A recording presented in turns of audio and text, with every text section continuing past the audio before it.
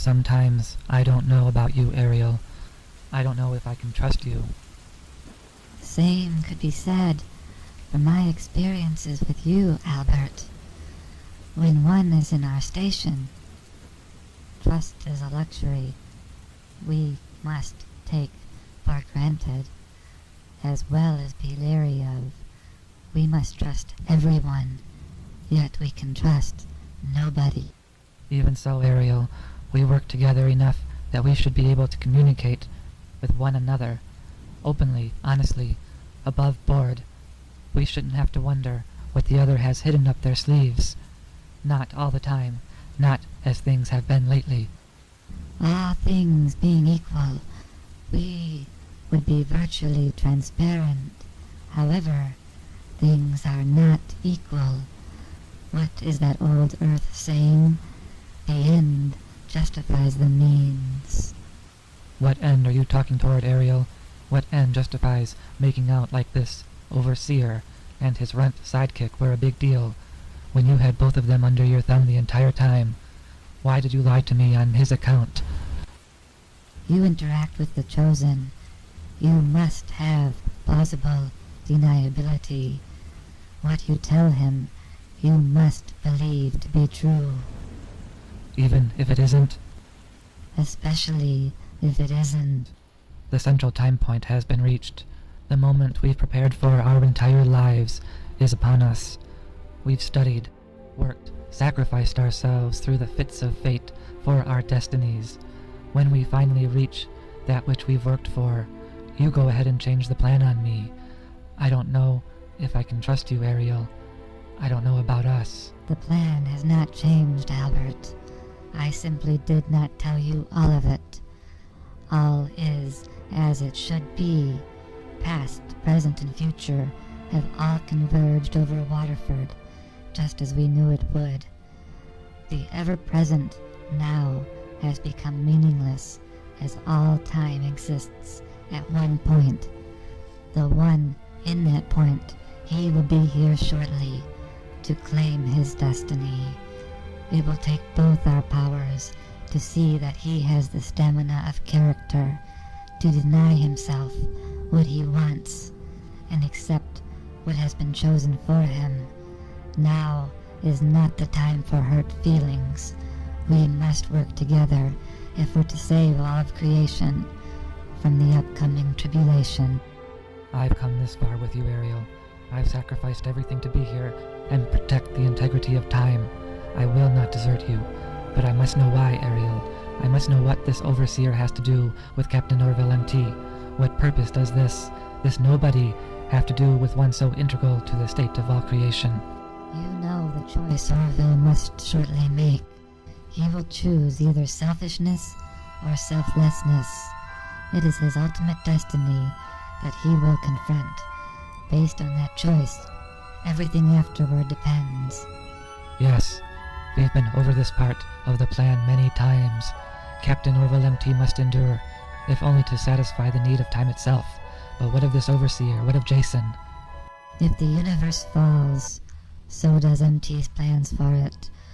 As the problems of the universe are universal, if I fall, so does he, and so does everything he wants.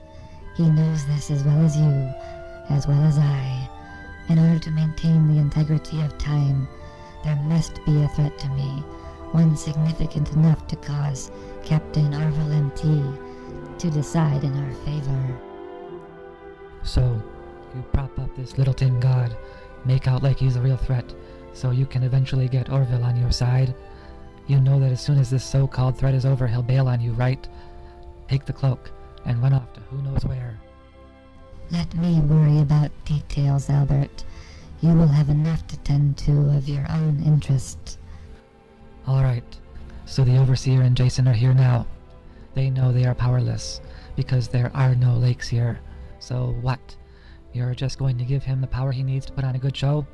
Even someone as green as the Overseer will not be that stupid, Ariel. He will know something's up. Even now, he is attempting to gain access to the giant mutant monster beast. In time, he will succeed. Let not your thoughts dwell on him, Albert, as he is simply a means to an end most important, an end which should be beginning about now. We're here. Finally, we're here. Yes, we're here, all right. Whatever he is, anyways. Where we are is of no significance. What lays in this chest, that, on the other hand, is of most importance to me. I don't doubt it is. Yous is sure done enough manipulating so yous could get your hands on it. Everything yous has done is said. Everything yous is been manipulating is all about this here cloak. I do hope it's worth it for yous, Orville, because how many lives have you done ruined in getting to this here place? How many people will have to go on the rest of their lives carrying scars because of what you've been after all this time? Too many, Bunson. Too many. But there was no other way, none at all. Everything that had to happen, all the hurt, agony and loss, it must be there wasn't any other way. Why is you defending him, Jingles? I thought you said you wasn't being controlled by him no more. He isn't, Bunson. But you forget that I had access to all of his records for quite some time. I know things about people and places that you don't. This time, this place, us. Those hurt. Believe me, Bunson, I know all there is to know regarding our situation. There was no other way. Everything had to happen exactly as it did.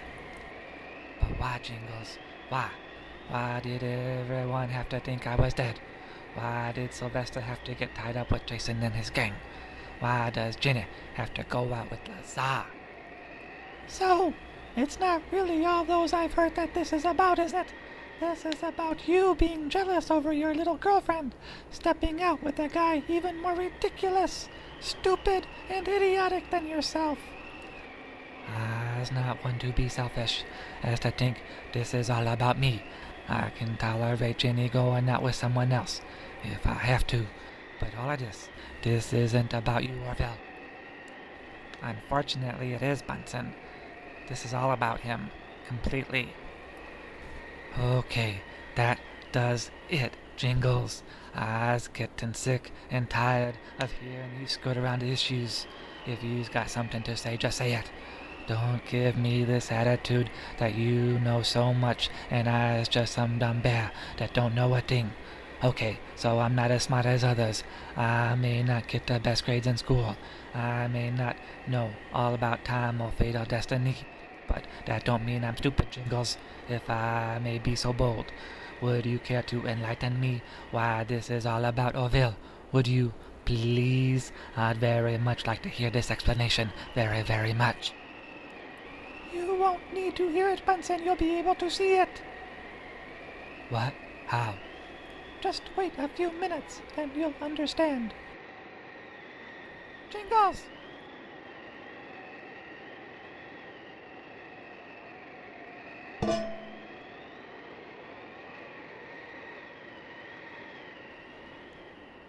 Did you really have to use a frying pan? We must cross our T's and dot our I's, Jingles. But a frying pan, that's so 20th century. He might as well have slipped on a banana peel.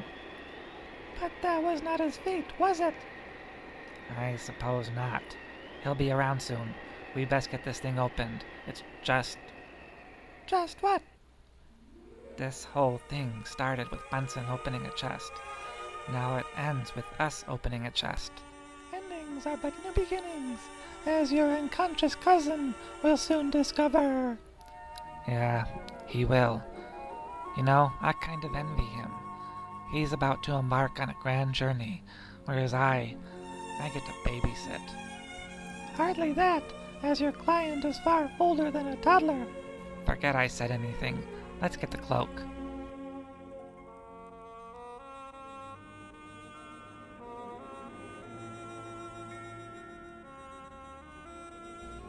I's done told you that I's not going to tolerate being backstabbed again. You two is in for the beating of a lifetime.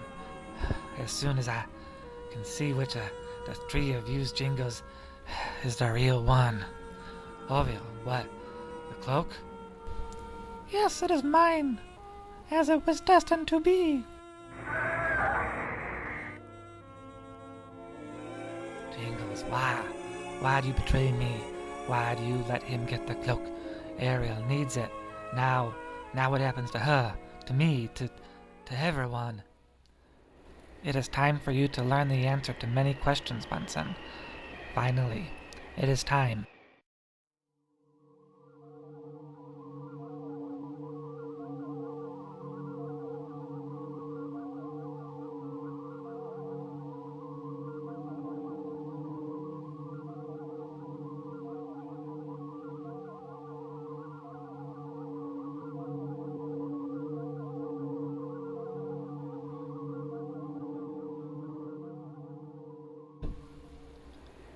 Greetings, kind sirs, from a race of beings known as the Clogged.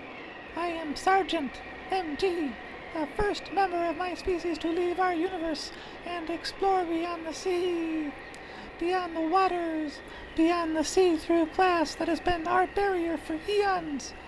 You are the first members of another race that I have encountered, be you friend or foe, regardless of your answer.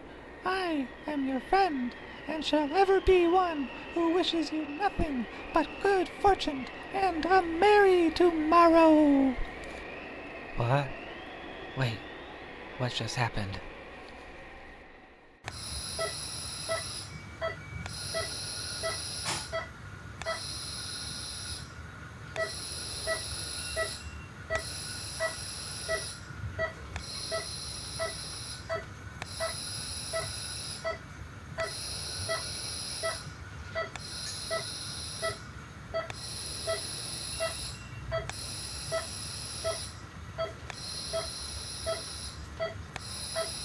Doctor, what's happened to Sylvester?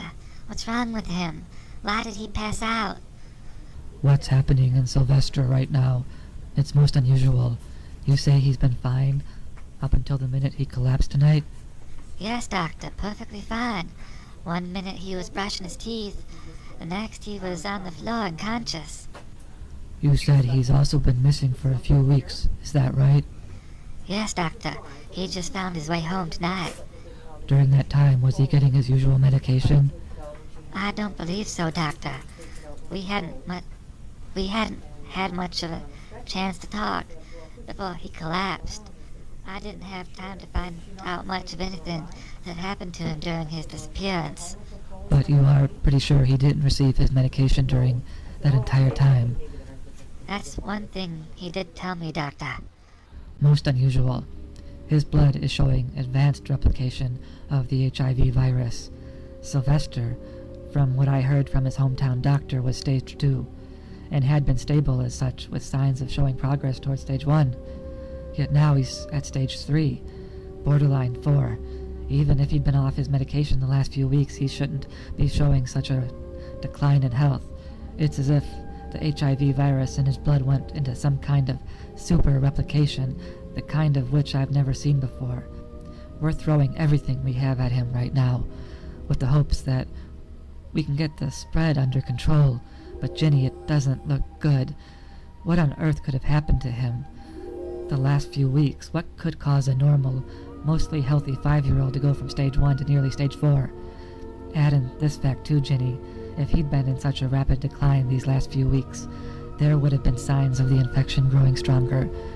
Yet you said when he came home he was fine.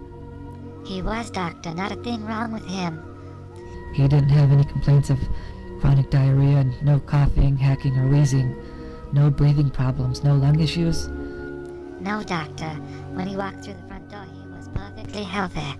Absolutely impossible, Ginny. It's just not possible that he could be this sick now and healthy earlier tonight. Something must have happened to trigger this decline. It must have happened weeks ago, months ago maybe. But there's no way on earth that Sylvester could have been a healthy 5-year-old boy at any time during the last 24 hours. was, Doctor. He was. Did anything happen after he came home? Anything before he collapsed? Did anything unusual happen from the time he walked through the front door to the time he collapsed? Anything, even anything not unusual. Give me something to go on, Ginny. Something. Well, there was one thing.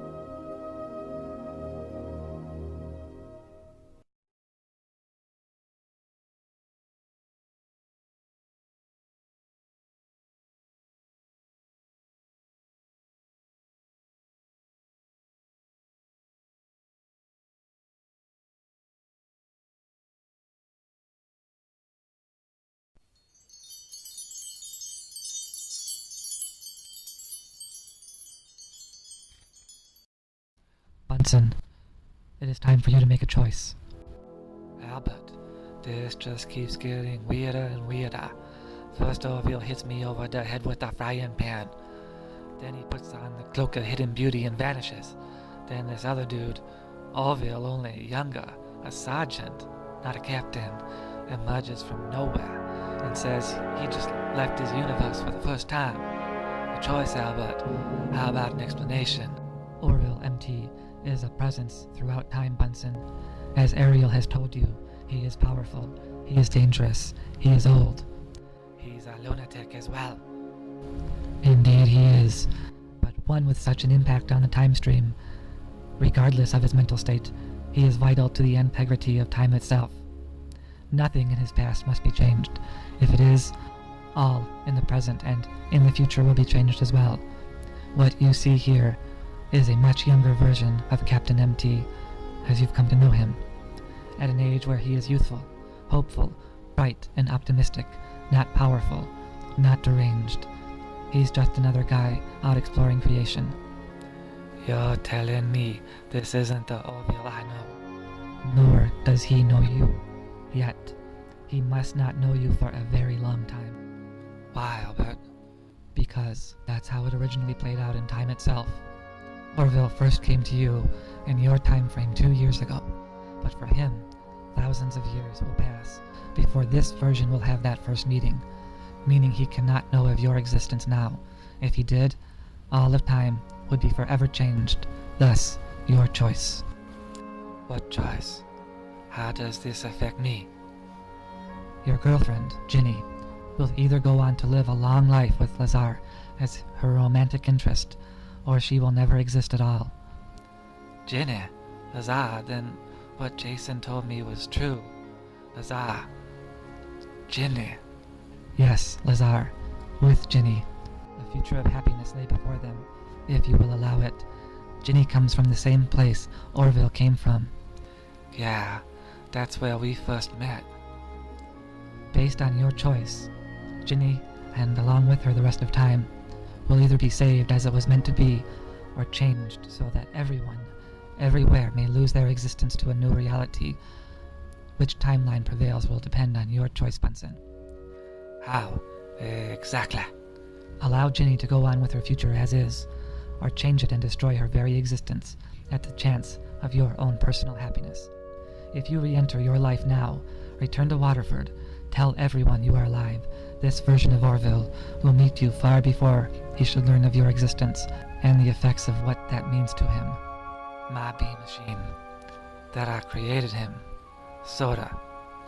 If he learns of this now, everything that comes next in his life will be altered, including and especially Ginny, as Orville was responsible for introducing her parents to one another. Oh no. So if I go back to Ginny now, with this guy going to Waterford, she just ceases to exist? At the very least, removing Orville as you know him to be, removing that version of him from the timeline, may create a rip in time and destroy the universe. Without the strain of Orville MT, throughout time, all may unravel. Everything, everywhere, in favor of its new thread. Your choice is yours alone, Bunson, and yours to make. But if you choose to re-enter your life, all of time will be changed. People who existed won't exist. Ginny's parents may never be introduced to one another. She may never be born. The fate of the entire universe is in your hands. But what about Jingles? He's been exposed to Orville more than I have. Why can't he go back to Waterford? Isn't he just as much a danger to the timeline as I am? Jingles has something of a unique relationship with Orville MT. I cannot tell you precisely how or why. What I can tell you is that they have been introduced to each other many times over the years. Each time, to one of them a first. Jingles will be going back to what was, and will be again. There is no danger to his presence in Waterford. So, Jingles, all this time you've been preserving things, allowing Orville, old Orville, to hit me the way he did with that frying pan. Was something I had to let happen for the sake of everything we know. I had no choice. This moment had to be reached, Bunson, just as it has. Nothing could alter history. Everything I've done, I've had to do to preserve the universe we know, even if it meant I had to pay a price myself. You sacrificed for the fate of everyone, which means if I do what's right, what I know what I should, I leave Ginny to Lazar, and I can never go home. Never say never, Bunson. Even I don't know that. All I know is you can't go home, while young Orville is in Waterford. Or I say, you shouldn't go home. Bunson, the choice is simple. Choose to go home, and all that makes home will most likely, though not certainly, vanish. There is a chance, a small one, that all will remain just as it has been, but only a small chance.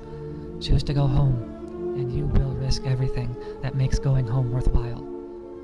Or you come with me, leave behind Waterford, Lazar, Jingles, and all domestic affairs. See what fate has in store for you on a grander scale, Bunson Bear. If you choose this path, your future may have few family and fewer friends. It may be lonely, but you will be doing work that affects the lives of many, affects them for the better. This must have been why Ariel sent me to so many tragedies. She was preparing to send me to more. So should I choose to go with you, Albert? Is that right? That is correct. Now it's all up to me. It's all in my hands. Once the choice is made, you cannot change your mind. The choice is irrevocable. What will you do, Bunson?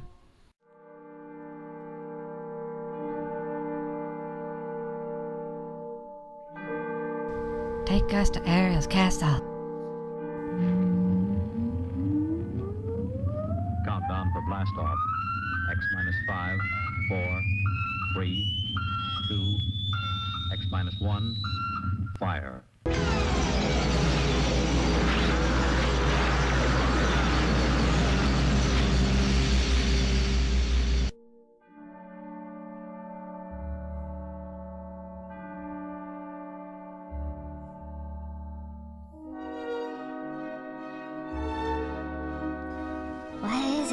Where is it? The necklace. It was right here. It was right here. Where could it have gone?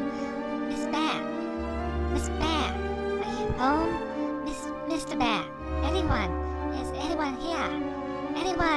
Anyone at all? Jingles, if you think it's worth sacrificing so much, how can I choose anything different? I'll go with you, Albert. I'll leave Waterford, Jingles, Lazar, my parents, Jenna, and Jenna. I'll leave. I'll let them go on thinking that I'm dead. I may as well be, for what kind of life I can hope to have away from my family and friends. Your future is not so dire, Bunson. In fact, once acclimated, I think you'll take to it rather well. What difference does it make without family? Without friends, what kind of life can one have? You will find out, Bunson. You will learn that friendship is not confined to geography, nor to a planet or universe. Friends are universal. And unfortunately, I have a part to play in this as well. Indeed you do, Jingles. Naturally, you must guard the secret of Bunson's survival. Few know of it, and they must be held in check. The secret must not be breached under any circumstance. That goes without saying. I'll keep Mervyn and Ollie and the rest quiet. That won't be difficult. What about young Orville here? He's already seen Bunson. For all of a few seconds, it will not be an issue. It was a part of what we already knew to have been the case. Do not worry about it. Think of it as your first act of covering up the truth. You'll think of something to tell the sergeant. I've gotten used to telling lies lately, unfortunately. What else, Albert? You are to return to the time stream and Ariel's cave, alone. There you and Sergeant MT will be taken back to Waterford, and to young Orville's mother. She has been prepared for the return of her younger son for some time. She is prepared to lay the groundwork for Orville's moral decline in the future. You must be Sergeant MT's liaison to present-day Waterford, protecting him from any knowledge of his future self that he shouldn't naturally come by. Since you've read the file regarding this event, this is a task only you can complete. What about the leaks? Any special instructions? Allow the ones through that lead to his foreknowledge of this event, and nothing more. How ironic. There is nobody I hate more in all of creation than Captain Orville MT, yet it is I who have to help create that monstrosity of nature. The being I vow to destroy is one I create. Young Orville is innocent. You will get your chance at Captain MT. Until then, remember, all things in their own season. Yes, all things. Bunson. Yeah, Jingles? It may be a while before we see each other again. I just wanted to say that it's been a pleasure knowing you, having you for a cousin, seeing the change in you from bad to good. I'm proud of you, Bunson, for all you've done, for what you are about to do. I couldn't have asked for a cousin I'd be more proud to call a member of my family. Even though we may be far apart, we'll always be family. Good luck, Bunson. Good luck. To you too, Jingles. Good luck with him. It's time to go, Jingles. Fare thee well. What? There was a bear here just a second ago. Where did he go? Don't worry about him. He's always running off when a stranger approaches. We best get to town, mister. Just call me Orville. Everyone else does. You seem like a nice little giraffe. What's your name? What town are we going to? Please don't call me a little giraffe. My name is Jingles. It's a pleasure to meet you, Jingles. At this town we're going to, do they have strawberry shortcake? I just love strawberry shortcake.